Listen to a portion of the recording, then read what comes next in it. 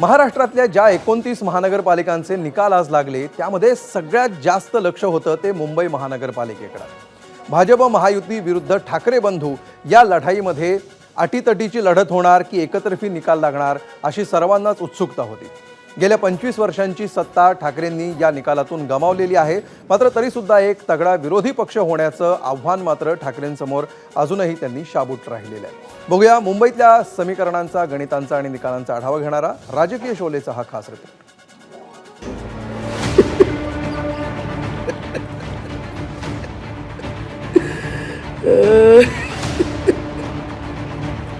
मुंबई महानगरपालिकेतला विजय भाजपसाठी किती मोठा आहे हे सांगण्यासाठी नितेश राणेंची ही प्रतिक्रिया पुरेशी बोलकी।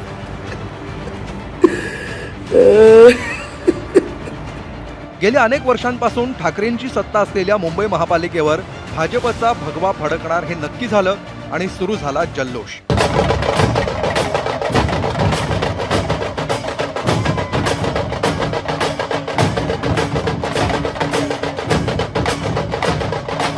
महाराष्ट्रातल्या इतर महापालिकांमधील विजयापेक्षाही मुंबईतल्या विजयाचा जल्लोष हा कित्येक पट अधिक जोशपूर्ण, महत्त्वपूर्ण आणि भाजपसाठी मोठा ठरला। शिवसेनेत पडलेली फूट आणि विधानसभा निवडणुकीत झालेलं ठाकरेंचं पानिपत यानंतर मुंबई महापालिकेची निवडणूक हा भाजपसाठी केकवॉक असेल अशी चर्चा राजकीय वर्तुळात सुरू झाली होती। मात्र त्यानंतर ठाकरे बंधूंच्या एकीकरणाची ठिणगी पडली आणि मुंबईतल्या राजकारणात खरीच चुरस निर्माण झाली। हिंदी सक्तीच्या मुद्द्याचं निमित्त करत ठाकरे बंधू एकत्र आले आणि मुंबईची खरी लढत ही भाजप विरुद्ध ठाकरे बंधू होणार हे स्पष्ट झालं। महायुतीतून एकत्र लढणारे भाजप आणि शिंदे सेना विरुद्ध ठाकरे बंधू या लढाईत महायुतीनं बाजी मारली। लक्ष लागलेल्या मुंबई महानगरपालिकेमध्येही जरी आता काउंटिंगला उशीर होतोय, अजून काउंटिंग बाकी आहे, तरी जे काही ट्रेंड्स आहेत आणि जी वाटचाल चालली आहे त्याप्रमाणे निश्चितपणे पूर्ण बहुमत हे आपल्या महायुतीलाच या ठिकाणी मिळणार आहे आणि मुंबईच्या महानगरपालिकेवरही महायुतीचा झेंडा फडकेल यात आपल्या मनामध्ये कुठली शंका नाही। ही निवडणूक ठाकरेंसाठी अस्तित्वाची लढाई असल्याची टीका सातत्यानं विरोधकांकडून होत होती। मात्र आपलं अस्तित्व मुंबईत अबाधित असल्याचं ठाकरेंनी निकालातून दाखवून दिलंय। गेल्या 25 वर्षांपासून असणारी मुंबईची सत्ता ठाकरेंना सोडावी लागणार असली तरी ठाकरे बंधूंनी महायुतीला कडवी टक्कर दिली। 2017 मध्ये शिवसेनेनं 84 जागा जिंकल्या होत्या। यावेळी ठाकरेंनी 163 ठिकाणी आपले उमेदवार उभे केले। त्यापैकी 130हून अधिक उमेदवार नवे होते। यापैकी ठाकरेंच्या शिवसेनेला निम्म्या जागाही जिंकता आल्या नाही। तर 2017च्या निवडणुकीत मनसेनं 7 जागा जिंकल्या होत्या। यंदाही मनसेचं इंजिन एक अंकी संख्येवरच स्थिरावलं। गेल्या निवडणुकीच्या तुलनेत ठाकरे बंधूंना जवळपास 1/3 जागा कमी मिळाल्या। महापालिकेवर भगवा भडकवण्यात ठाकरेंना यश आलं नसलं तरी पालिकेच्या सभागृहात विरोधकांचा आवाज बुलंद राहण्याइतपत जागा जिंकण्यात ठाकरे बंधूंना यश आलंय।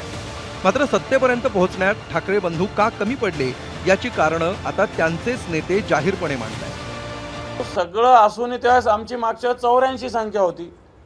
आता मागच्या काळात संघटना फुटली, तुटली, आमदार गेले, खासदार गेले, सगळं गेलं तरी 70 जागा जिंकलेल्या आम्ही। आमच्यातले नगरसेवक अर्ध्याच्यावर शिंदे गटात गेले होते, कोणी भाजपमध्ये गेले होते। असं असताना सर्वसामान्य मावळ्यांच्या बळावर उद्धवजी ठाकरे साहेबांनी, राज साहेबांनी किल्ला लढवला आणि 70च्या वर संख्या प्राप्त केली। ही काही कमी नाही आहे। मराठी विरुद्ध अमराठीच्या मुद्द्यावर निवडणुकीचा प्रचार ठेवण्यात ठाकरे बंधूंना या निवडणुकीत यश आल्याचं दिसलं।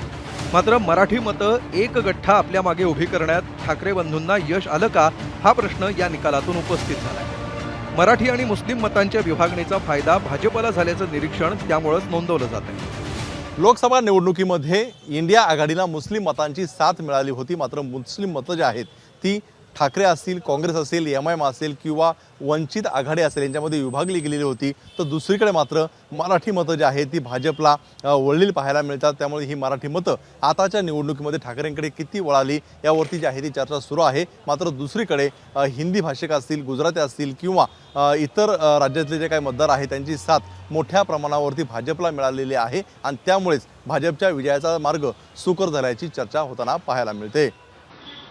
पूरे निर्णय नतीजे आने के लिए रात के 12 बजे, रात को 12 बजे जो आंकड़े सामने आ रहे हैं वो झूठे हैं। अभी भी लगभग 100 प्रभागों का मतगणना शुरू नहीं होगी।